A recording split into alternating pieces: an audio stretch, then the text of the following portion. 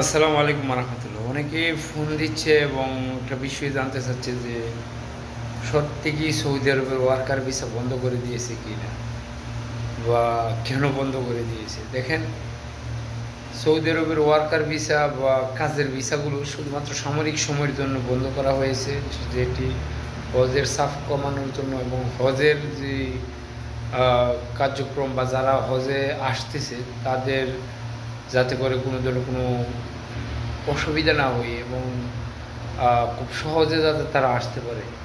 তবে হজের পরবর্তী সময়েও কিন্তু স্বাভাবিক হয়ে যাবে এই বিষয়গুলো। অনেকে হয়তো জানেন না, শুধুমাত্র গোটা কয়েকদিনের জন্য সামরিক সময়ের জন্য ভিসা বন্ধ করেছে সৌদি আরব। তবে এটা অস্থায়ী। তো আশা করি সবাই বুঝতে পারছেন। অনেকেই ফোন দিচ্ছেন, অনেকেই জানতে চাচ্ছেন যে সৌদি আরবে ওয়ার্কার ভিসা কেন বন্ধ হলো, কিসের জন্য, কত দিনের জন্য। তো বিস্তারিত আমি একটা ভিডিও করেছি এবং আমি লিঙ্ক দিয়ে দেবো, আপনারা অবশ্যই দেখতে পারবেন।